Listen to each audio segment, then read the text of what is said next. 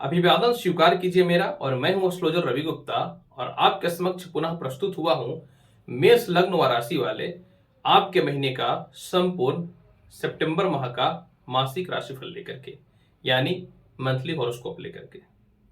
मेष लग्न व राशि वाले, सर्वप्रथम मैं आपको यह बात बता दूं, है तो ये मेरा वीडियो लग्न पे आधारित, अतः आपको अपना लग्न पता है तो आप लग्न के अनुसार इस जानकारी को देखिए। अगर आपको अपना लग्न नहीं पता है, तदुपरांत आप चंद्र राशि या नाम राशि के अनुसार इस जानकारी को देख सकते हैं।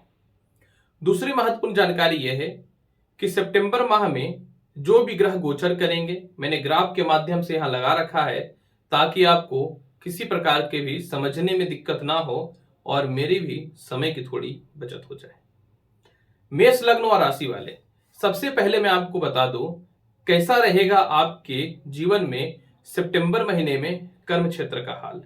मेष लग्न व राशि वाले, देखिए आपकी कुंडली में गोचर में कर्म क्षेत्र में शनि भ्रमण कर रहे हैं वक्र अवस्था में, जी हां, और कर्म क्षेत्र पे राहु की भी दृष्टि ऑलरेडी पड़ी हुई है।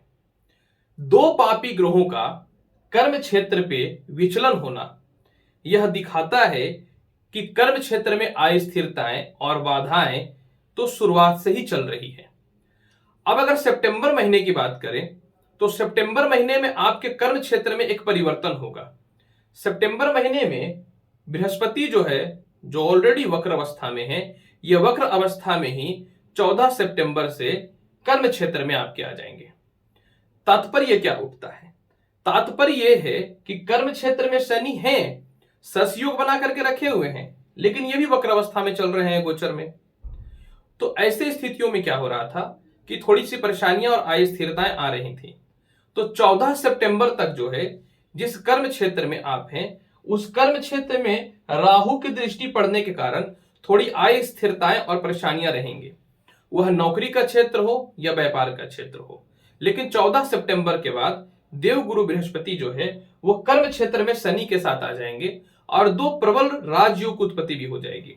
पहला राजयोग यह बन जाएगा कि शनि और बृहस्पति से नीच भंग राजयोग बन जाएगा, और दूसरा क्या हो जाएगा कि कर्म क्षेत्र में जब बृहस्पति आ जाएंगे तो शनि चूंकि ऑलरेडी से ससयोग बना करके रखे हुए हैं, तो होगा क्या कि 14 सितंबर के बाद फिर जो है आपके कर्म क्षेत्र में अच्छे अच्छे अपॉर्चुनिटी मिलेंगे, आपके जीवन में तरक्की के रास्ते खुलने प्रारंभ हो जाएंगे, उच्च प्रकार के लोगों से संपर्क स्थापित होंगे, क्योंकि आपकी कुंडली में बृहस्पति जो है द्वादश स्थान के और भाग्य के मालिक हैं, वो नीच भंग राजयोग बनाएंगे। तो भाग्य स्थान यानी भाग्य भी आपका उदय होना चालू हो जाएगा, और किसी कारण से जो है आप जीवन में कर्म क्षेत्र के अनुसार कुछ बड़े अपॉर्चुनिटी जो नहीं प्राप्त कर पा रहे थे, 14 सितंबर के बाद कंटिन्यू प्राप्त करना चालू कर दीजिएगा। अगर हम लोग बात करें कि जिस कर्म क्षेत्र में है उसमें कोई परिवर्तन की स्थितियां क्या सितंबर महीने में प्रतीत हो रही है, सर्वप्रथम यहां पे यह देखिए, आपके द्वितीय स्थान का मालिक शुक्र और सातवें स्थान का मालिक शुक्र होता है। ये दोनों स्थान जीवन में परिवर्तन कराने के लिए कर्म क्षेत्रों में महत्वपूर्ण भूमिका को निभाने वाले होते हैं। अब यहाँ पे शुक्र जो है बुध के साथ ऑलरेडी नीच भंग राजयोग की उत्पत्ति तो किए हुए हैं, परंतु शुक्र की बात करूंगा तो शुक्र 6 सितंबर से अपनी स्वयं की राशि तुला राशि में प्रवेश करेंगे, मालव्य नामक राज्य को उत्पत्ति कर देंगे, और 6 सितंबर के बाद से ही जो है आपके जीवन में नौकरी में परिवर्तन के योग बनने चालू हो जाएंगे, पार्टनरशिपिंग में प्रबलता दिखनी चालू हो जाएंगी, और इसके अलावा व्यापार में भी कोई परिवर्तन करना चाहते हैं या बहुत पुराने काम आप जो रुके पड़े हुए थे वह भी प्रारंभ हो जाएंगे। यानी शुक्र कहीं ना तो कहीं 6 सितंबर के बाद परिवर्तन कराने में लाभकारी सिद्ध होने वाला है, परंतु आपके जीवन में 14 सितंबर के बाद बड़ा परिवर्तन के योग स्पष्ट तौर पे नजर आ रहे हैं। अगर हम चर्चा कर ले कैसा रहेगा आपके जीवन में सितंबर महीने में विदेश यात्रा का हाल, तदुपरांत हम लोग आय की स्थितियों को भी देखेंगे। देखिए, विदेश यात्रा का मालिक आपकी कुंडली में जो है बृहस्पति भी है, और भाग्य स्थान का अधिपति स्वयं बृहस्पति ही है, और अष्टमेश मंगल की स्थिति है। सबसे पहले एक तथ्य को यहां पे समझना पड़ेगा, 14 सितंबर के बाद भाग्य का मालिक जब कर्म क्षेत्र में आ जाएगा, और अष्टमेश मंगल जो है इनकी स्थिति की बात करूं तो मंगल जो है 6 सितंबर के बाद जो है यह जो है प्रवेश कर जाएंगे सिंह राशि को छोड़ करके कन्या राशि में। अर्थ यह होता है कि 6 सितंबर के बाद विदेश जाने की संभावनाओं में प्रबलता दिखना चालू हो जाएगा, या विदेश से आना चाहते हैं या विदेश से एक्सपोर्ट इंपोर्ट का काम चलता है तो। लेकिन 14 सितंबर के बाद जब भाग्यकारी ग्रह बृहस्पति नीच भंग राजयोग बना देंगे तो आपके जीवन में विदेश जाने की संभावनाओं में विशेष वृद्धि के योग दिखने प्रारंभ हो जाएंगे। आय और धन की बात अगर कर ले, क्योंकि आज के समय में धन ना हो तो जीवन में कोई महत्व ही नहीं है। कुंडली में हजारों राजयोग हो लेकिन पैसा नहीं है तो इस धरती पे आपको कोई वैल्यू ही नहीं दे सकता। अगर हम लोग बात करें, आय का मालिक देखिए शनि है और धन का मालिक आपकी कुंडली में शुक्र है। धन स्थान में ऑलरेडी राहु बैठा हुआ है। मेष लगन में राहु शुभता फल देने वाला नहीं होता है, तो आपके जीवन में तो ऐसे ही स्ट्रगल और परेशानी का कहीं न तो कहीं दौर चल रहा है। तो आय स्थान का मालिक शनि ऑलरेडी रेट्रोगेट है, लेकिन 14 सितंबर के बाद बृहस्पति जब आ जाएंगे कर्म क्षेत्र में तो नीच भंग राजयोग बन जाएगा। और धनेश मालिक शुक्र जो है, ठीक है, नीच भंग राजयोग बना करके रखे हुए हैं, परंतु इतनी प्रबलता में नहीं है। अर्थात सोर्स बन रहे हैं आय के, परंतु वो इनकम के रूप में बदल नहीं पा रहा है। बस किसी न किसी तरह से कॉन्सेप्ट रेडी हो रहा है, धरातल पे दिख रहा है, लेकिन संपूर्ण तौर पे आ नहीं रहा, अस्तित्व में नहीं आ रहा है। तो यहां पे देखिए क्या हो जाएगा कि शुक्र जब 6 सितंबर से मालवीय योग बना देंगे तो आपके धन के योगों में प्रबलता आ जाएगा। और ऐसे भी राहु और शुक्र में मित्रता है, तो द्वितीय स्थान का मालिक प्रबल होगा तो धन में तो ऐसे भी कमी नहीं होने वाला है। तो 6 सितंबर के बाद कहीं ना तो कहीं मालवीय योग की उत्पत्ति हो जाने के बाद, और 22 सितंबर के बाद जब बुध जो है वो भी सप्तम स्थान में आ जाएंगे, तो 6 सितंबर के बाद धन के योग में वृद्धि आने लगेगा।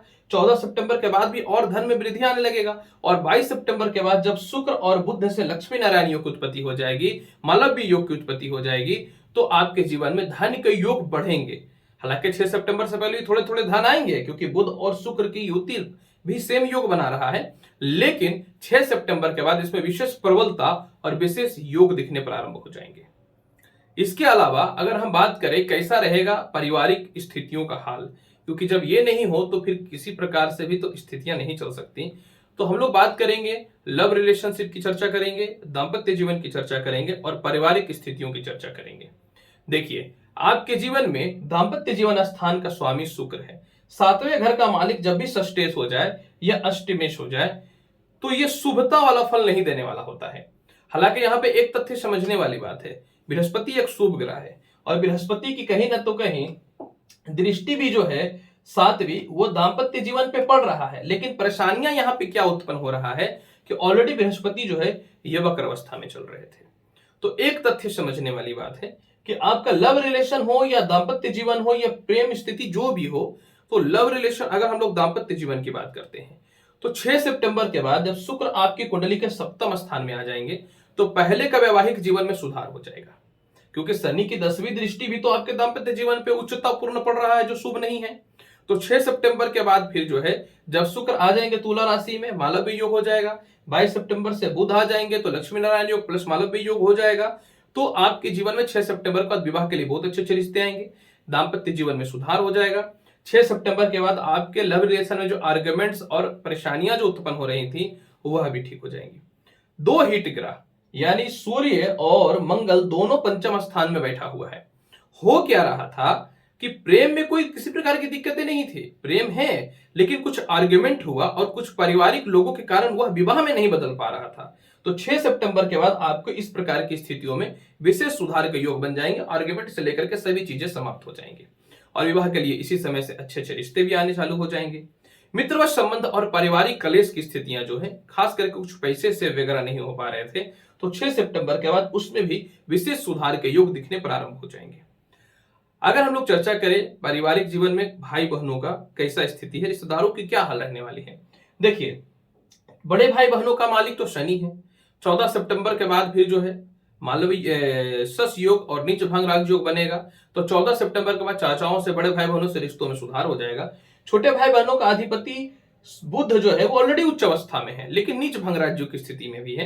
तो यहाँ पे एक तथ्य समझना है कि पूरे महीने आपके छोटे भाई बहनों से तालमेल में किसी प्रकार की कोई कमी नहीं होगी, बल्कि 6 सितंबर के बाद और परिस्थितियों में सुधार हो जाएगा।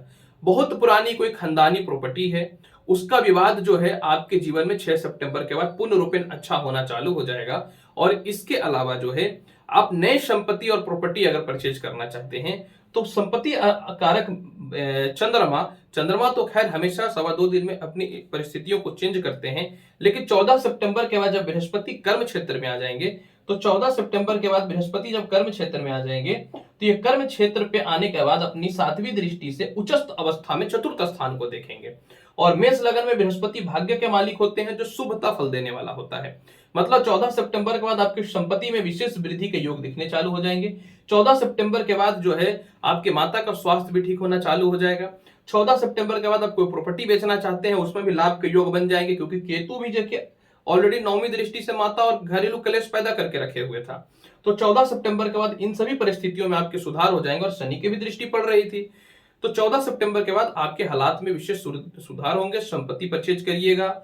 माता पिता से तालमेल जो है आपके 14 सितंबर के बाद बहुत अच्छे होने चालू हो जाएंगे। शिक्षा की बात कर लेते हैं, संतान की चर्चा करते हैं। तो संतान कारक सूर्य अपनी राशि में बैठा हुआ है, लाभकारी है, बहुत शुभ है। त्रिकोण का मालिक जब त्रिकोण में बैठ जाए तो यह शुभ फलदायी होता है। लेकिन एक तथ्य समझने वाली है, सूर्य जो है 17 सितंबर को अपनी स्वयं की राशि को छोड़ देंगे। तो जब ये स्वयं की राशि को छोड़ देंगे तो यह चले जाएंगे कन्या राशि में। परंतु सूर्य जब कन्या राशि में जाएंगे तो षष्ठ स्थान पे आएंगे। षष्ठ स्थान पे भी सूर्य कारक होते हैं, पंचम स्थान पे भी सूर्य कारक होते हैं, अर्थात शुभ फल देने वाले होते हैं। और यहां पे एक तथ्य समझना है, 6 सितंबर तक दोनों जो है सूर्य का और मंगल का, और प्लस जो है समझ लीजिए कि मंगल केंद्र के मालिक होकर त्रिकोण में है, तो 6 सितंबर तक केंद्र त्रिकोण राज्यों की उत्पत्ति चल रही है। तो 6 सितंबर तक शिक्षा में बढ़ोतरी के रास्ते खुलेंगे। अगर किसी प्रकार का कोई ऑफर वगैरह आता है तो उसमें भी शिक्षा के मामले में सफल होंगे, संतान की तरक्की के रास्ते खुलेंगे। लेकिन 17 सितंबर के बाद भी जब सूर्य पंचम स्थान में आ जाएंगे, इस समय भी लॉटरी सट्टा शेयर मार्केट का बड़ा लाभ मिलेगा, संतान की तरक्की के रास्ते खुलेंगे। इस समय आपके संतान आपकी बातों को मानने वाले होंगे, शुभ समाचार ही प्राप्त होगा। अर्थात पूरे महीने आपका संतान का और शिक्षा के योगों में किसी प्रकार की कोई दिक्कतें उत्पन्न नहीं होंगी, बहुत ही शुभ और लाभकारी स्थिति ही उत्पन्न होने वाला है। अगर हम बात करें स्वास्थ्य का और कर्ज की स्थिति कैसी रहेगी, क्योंकि यह बहुत महत्वपूर्ण होता है। स्वास्थ्य कारक बुध जो है वो अपनी राशि में बैठा हुआ है, उच्च अवस्था में बैठे हुए हैं, परंतु मात्र ये जो है 22 सितंबर तक बुध जो है ये कन्या राशि में है। और 27 सितंबर के बाद बुध जो है ये वक्र अवस्था में भी जा रहे हैं, ये भी समझने वाली बात है। परंतु एक तथ्य समझिएगा, बुध जो है भले ही 22 सितंबर के बाद तुला राशि में चले जाए, परंतु 17 सितंबर के बाद सूर्य जो है वो रहेंगे षष्ठ स्थान पे, क्योंकि ये आ जाएंगे षष्ठ स्थान पे। और इसके अलावा जो है समझ लीजिए कि सबसे महत्वपूर्ण बात यहां पे एक चीज यह भी समझने वाला बात है कि शुक्र जो है वो छोड़ देंगे 6 सितंबर को षष्ठ स्थान को। तो 6 सितंबर के बाद आपका कर्ज जो है वो खत्म होने लगेगा। 6 सितंबर के बाद आपके स्वास्थ्य में सुधार होने लगेगा। 6 सितंबर के बाद जीवन में हर लक्ष्यों की प्राप्ति के रास्ते खुलने प्रारंभ हो जाएंगे। प्रिय दर्शकों, मेष लग्न और राशि वाले सितंबर माह का कैसा रहेगा मासिक राशिफल, इसकी संपूर्ण विवेचना मैंने आपके समक्ष किया है। उम्मीद करता हूं बताई गई जानकारी से पूर्ण रूपेण संतुष्ट होंगे। आपसे अनुरोध करते हैं कि आप मेरे चैनल पर नए आए हैं तो मेरे चैनल को लाइक भी करिए, शेयर भी करिए, सब्सक्राइब भी करिए। मिलेंगे अगली वीडियो में और महत्वपूर्ण और ज्ञानवर्धक जानकारी के साथ। तब तक के लिए नमस्कार, अच्छे से रहिए, धन्यवाद।